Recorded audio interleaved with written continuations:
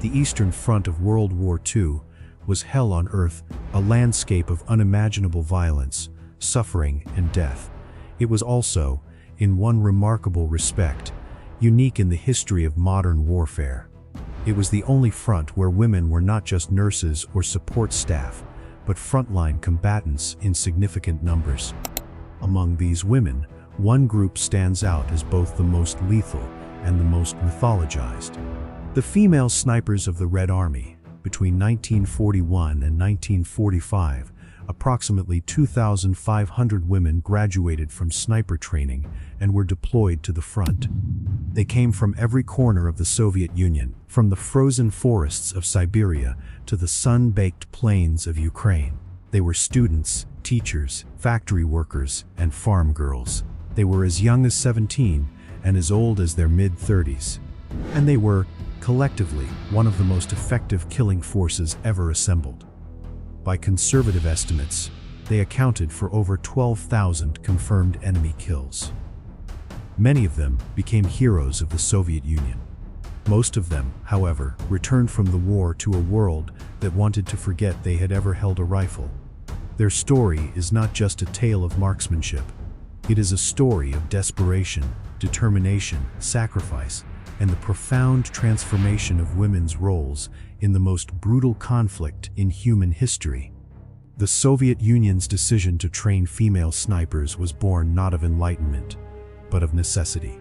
When Hitler launched Operation Barbarossa in June 1941, the Red Army was catastrophically unprepared. Entire armies were encircled and destroyed. Millions of soldiers were killed or captured.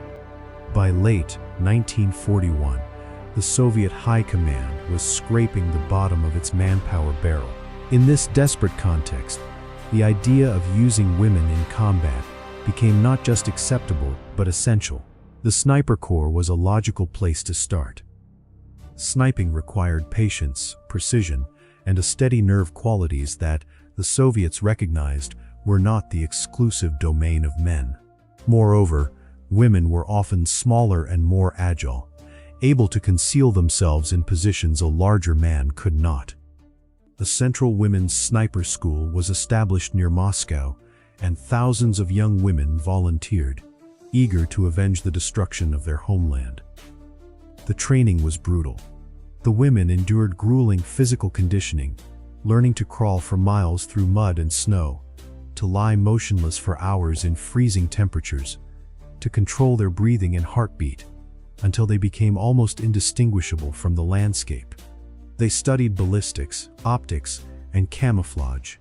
They learned to read wind, light, and terrain. They practiced stalking and counter-sniping, hunting each other through the Russian woods.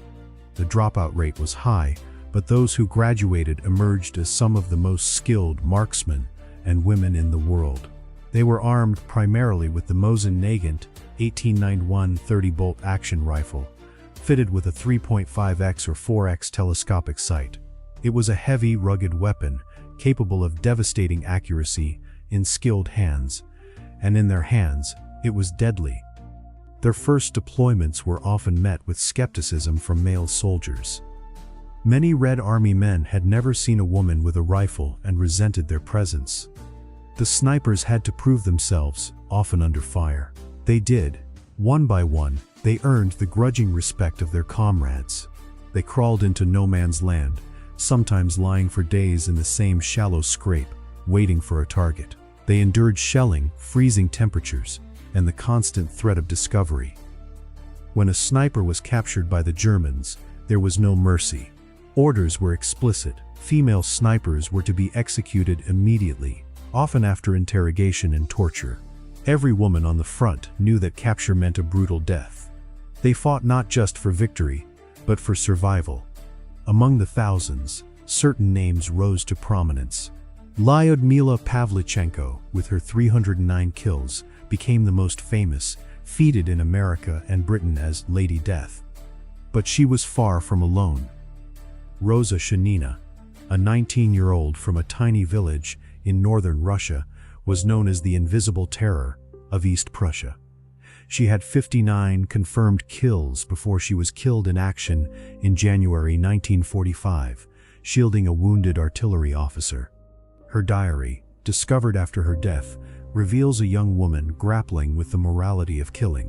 "I have killed so many that I have lost count. Each time I pull the trigger, I think of my brothers. But I cannot stop." Nina Lobkovskaya commanded a company of female snipers and fought in the final battle for Berlin, hunting SS officers in the ruined streets. She survived the war and lived into her 90s, but rarely spoke of her experiences. Maria Polovanova and Natalia Kovshova, best friends and sniper partners, were surrounded by German troops near Novgorod in August 1942. Out of ammunition, they waited until the Germans closed in, then detonated grenades, killing themselves and the soldiers around them. They were both posthumously awarded the Hero of the Soviet Union. The psychological toll on these women was immense. They lived with the constant awareness that they were taking human lives, often at close range, seeing their targets through the scope before pulling the trigger. Many struggled with nightmares, depression, and what we would now recognize as post-traumatic stress. They formed intense bonds with their spotter partners, relationships of absolute trust in which lives depended on each other. When a partner was killed, the survivor often went on a rampage of revenge, hunting German soldiers with a cold fury that was terrifying to witness. The war demanded everything from them, and they gave it. When the war ended, the female snipers faced a new battle. The battle for recognition. In the Soviet Union, as in most countries, the post-war narrative quickly reverted to traditional gender roles.